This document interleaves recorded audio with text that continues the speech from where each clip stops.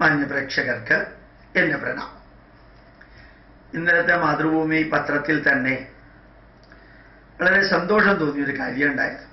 നിങ്ങളിൽ പലരും കണ്ടു കാണും. വളരെ നല്ല ഒരു 18ാം പടിയിൽ തീർത്ഥാടകരെ കൈപിടിച്ച് കയറ്റി മന്ത്രി സുധാകരൻ. പണ്ട് ദേവസ്വം മന്ത്രിയായിരുന്ന കാലത്ത്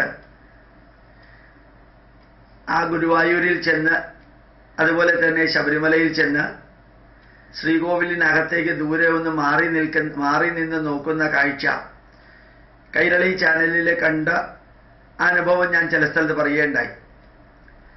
ഇന്ന് ആ ലെവലിൽ നിന്ന് മാറി യേശുദാസ് പറയുന്ന പോലെ അറിയാതെ നീ ആദിയിലേക്ക് ഒഴുകും. ഇന്ന് തുറന്ന ഒരു മന്ത്രിയായി ശബരിമലയിലേക്ക് പോകാനുള്ള റോഡുകൾ 100% ചുരുങ്ങിയ സമയം കൊണ്ട് പെർഫെക്റ്റ് ആക്കി ശബരിമലയിൽ ചെല്ലുക എന്ന് പറയുമ്പോൾ ഗുരുവായൂർ ചെല്ലുന്ന മാതിരിയൊന്നുമല്ല. 10,000-3000 അടി മുകളിലേക്ക് കയറണം. ഹെലികോപ്റ്റർ സംവിധാനം ഉള്ളതായിട്ട് കേട്ടിട്ടില്ല. അങ്ങനെ ഹെലികോപ്റ്ററിലാണ് പോയതെന്നുള്ളതും വായിച്ചില്ല. അവിടെ ചെന്ന് 18ാം പടിയിലൂടെ കയറിയാലേ 18ാം പടി കയറാനായിട്ട് ആൾക്കാരെ സഹായിക്കാൻ പറ്റുള്ളൂ. അപ്പൊ ഇരുമുടി കെട്ടെടുത്തിട്ടുണ്ടാവും, അറിഞ്ഞോ അറിയാതെയോ. അപ്പൊ അവിടേക്ക് കയറി ആൾക്കാരുടെ കൂട്ടത്തിൽ ഒരുവനായി ശ്രീകോവിലിന്റെ മുമ്പിൽ KT ജലീൽ എന്ന മുസ്ലിമും കടകംപള്ളി സുരേന്ദ്രനിൽ നിന്ന് തൊഴുത് KT ജലീൽ എന്ന മന്ത്രി വളരെ വ്യക്തമായിട്ട് പറയുകയുണ്ടായി, എല്ലാ വർഷവും ഞാൻ വരുമെന്ന്. അങ്ങനെ അദ്ദേഹം പറഞ്ഞതുപോലെ തനി കമ്മ്യൂണിസ്റ്റുകാരായിട്ടുള്ള മന്ത്രിമാര് അവിടെ ചെന്ന് അതിൻ്റെ കൂട്ടത്തിൽ സന്തോഷത്തോടുകൂടി, നല്ല പ്രസന്ന ഭാവത്തോടുകൂടി സുധാകരൻ എന്ന മന്ത്രി ശ്രീകോവിലിൻ്റെ മുമ്പിൽ നിന്ന് അർദ്ധനഗ്നനായി തട്ടുടുത്ത് നിൽക്കുന്ന തന്ത്രിയുടെ കയ്യിൽ നിന്ന് പ്രസാദം വാങ്ങിച്ച് തൊഴുന്ന ഒരു സംഭവമുണ്ടായി എന്നുള്ളത് കൂടാതെ ആ സംഭവത്തോടനുബന്ധിച്ച് തൻ്റെ ഫോട്ടോ എടുക്കാൻ, ആ പ്രസാദം വാങ്ങിക്കുന്ന സമയത്ത് തന്നെ ഫോട്ടോ എടുക്കാൻ അനുവദിക്കുക കൂടി ചെയ്തു. നല്ല ഒരു കമ്മ്യൂണിസ്റ്റുകാരൻ. ഞാൻ നല്ല കമ്മ്യൂണിസ്റ്റുകാരൻ എന്ന് പറയുന്ന ഗുഡ് കമ്മ്യൂണിസ്റ്റുകാരൻ എന്ന അർത്ഥത്തിലല്ല, കമ്മ്യൂണിസ്റ്റ് ചിന്താധാരയിലാണ് താൻ ജീവിക്കുന്നതെന്ന് ഉറപ്പിച്ചു പറയുന്ന വ്യക്തി അടിമുടി മാറി ശബരിമലയിൽ ചെന്ന് അവിടുത്തെ സൗകര്യങ്ങൾ വിലയിരുത്തി, അവിടെ വരുന്ന ഭക്തജനങ്ങളെ സഹായിച്ച്, അവിടെ നിന്ന് പ്രസാദം വാങ്ങിച്ച്, ഏതായാലും വിശ്വാസമില്ലാത്ത ഒരാൾക്ക് പ്രസാദം വാങ്ങിക്കാൻ സാധിക്കില്ല, ദൂരെ മാറി നിന്ന് തൊഴുമായിരിക്കാം. അപ്പോൾ പ്രസാദം വാങ്ങിച്ച് ഈ നമ്പൂതിരി അല്ലെങ്കിൽ തിരുമേനി അകത്തുനിന്ന് പുറത്തേക്ക് കൊണ്ടുവന്ന് ആ പ്രസാദം കൈനീട്ടി വാങ്ങിക്കണമെങ്കിൽ അതിനോട് കുറച്ചെങ്കിലും ഉള്ളിൻ്റെ ഉള്ളിൽ ഭക്തി ഉണ്ടാവണം.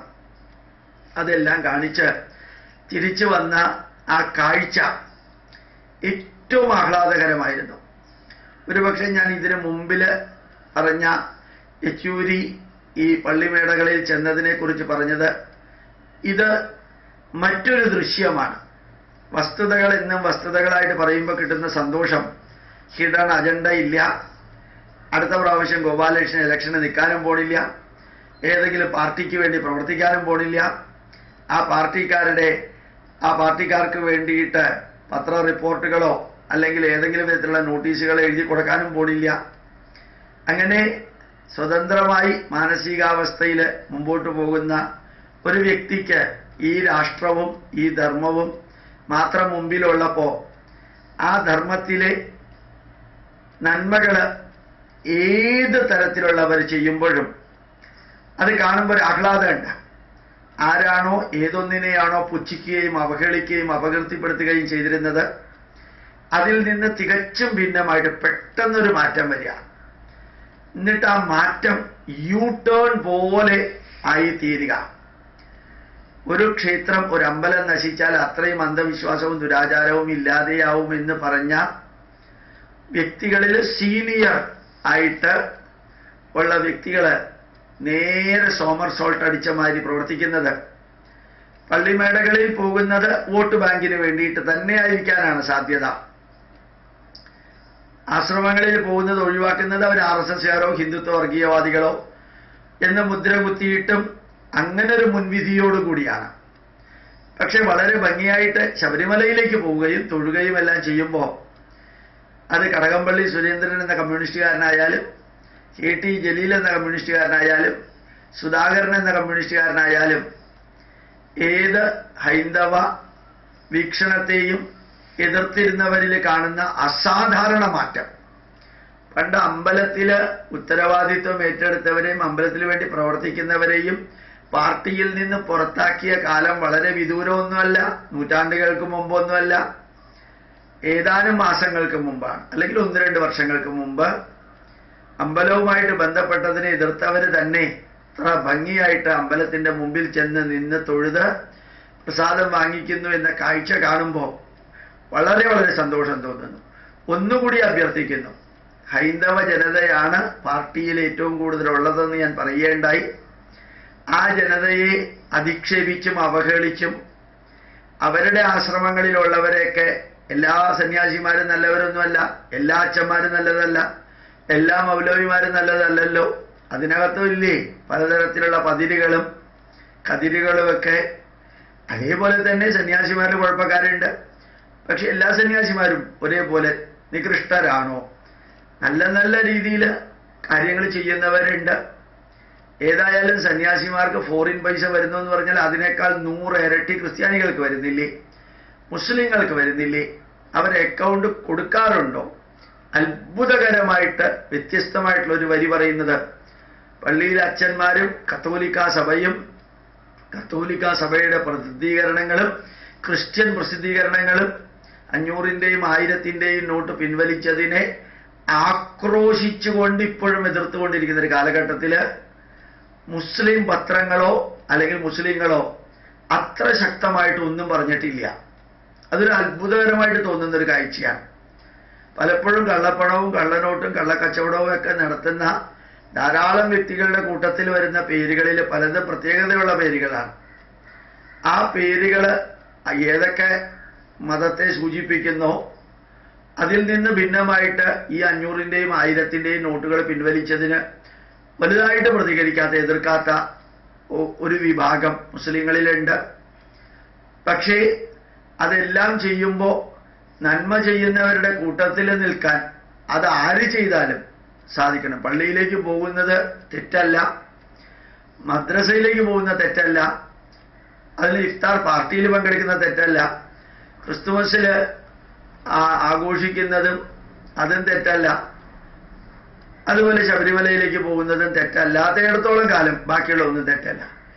ഏതെങ്കിലും ചില മതത്തിന്റെ കാര്യത്തിൽ മാത്രം പങ്കെടുക്കുകയും മറ്റുള്ളതിനെ നിരന്തരം പുച്ഛിക്കുകയും അവഹേളിക്കുകയും അപകീർത്തിപ്പെടുത്തുകയും ചെയ്യുന്നതിൽ നിന്ന് ഭിന്നമായിട്ട് A.T. ജലീലും കടകംപള്ളി സുരേന്ദ്രനും സുധാകരനും ഒക്കെ ചെയ്യുകയും ഏതായാലും നികൃഷ്ടമായിട്ടുള്ള നെഗറ്റീവുകൾ ഒന്നും പറയാതിരിക്കുകയും, കടകംപള്ളി സുരേന്ദ്രൻ ശബരിമലയിൽ അപ്പം ഉണ്ടാക്കുന്നത് പെട്ടെന്ന് നിർത്തിയപ്പോൾ ശക്തമായിട്ട് പ്രതികരിച്ചു. ധന്യമായിട്ട് അദ്ദേഹം ശബരിമല ശാസ്താവിന്റെ പേരും അമ്പലത്തിന്റെ പേരും ഒക്കെ മാറ്റാൻ ദേവസ്വം ബോർഡ് തീരുമാനമെടുത്തതിനെ എതിർത്തു എന്ന് മാത്രമല്ല, ആ തീരുമാനമെടുക്കാൻ ഒരു അവകാശവും അവർക്കില്ലെന്ന് പറയുകയും ചെയ്തു. ഭക്തന്മാരിൽ കൺഫ്യൂഷൻ ഉണ്ടാക്കുന്ന ഏതെങ്കിലും കാര്യങ്ങളൊക്കെ ചെറുതോ വലുതോ ആയിട്ടുള്ള നടക്കുമ്പോൾ ദേവസ്വം മന്ത്രി ആയിട്ടുള്ള കടകംപള്ളി സുരേന്ദ്രന്റെ ചില അഭിപ്രായങ്ങൾ വളരെ പോസിറ്റീവായിട്ട് വളരെ നല്ല രീതിയിൽ അത് ഇഫക്റ്റ് ചെയ്യുന്നുണ്ട്, നന്നായിട്ട് തോന്നാറുമുണ്ട്. അങ്ങനെ നന്മകൾ എല്ലാവർക്കും വേണ്ടി നിങ്ങൾ ചെയ്യൂ, എല്ലാവർക്കും വേണ്ടി നമുക്ക് ഒരുമിച്ച് ചെയ്യാം. ഏത് രാഷ്ട്രീയ പാർട്ടിയോ ഏത് മതമോ ഏത് ജാതിയോ എന്നല്ല, ഈ രാഷ്ട്രവും ഈ രാഷ്ട്രത്തിന്റെ സംസ്കാരവും അതായിരിക്കട്ടെ നമ്മുടെ മുമ്പിൽ. നാരായണ ഗുരുദേവൻ പറഞ്ഞ പോലെ ആരെയും ചവിട്ടി പുറത്താക്കാതെ എല്ലാവരെയും അടിച്ചകത്താക്കുക.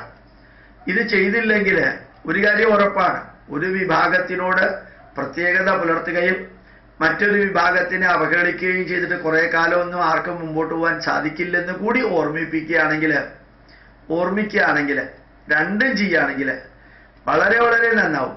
E.M. ശങ്കരൻ നമ്പൂതിരിപ്പാട് തൻ്റെ മക്കളെ എല്ലാം നമ്പൂതിരിമാർക്കാണ് കെട്ടിക്കൊടുത്തത്.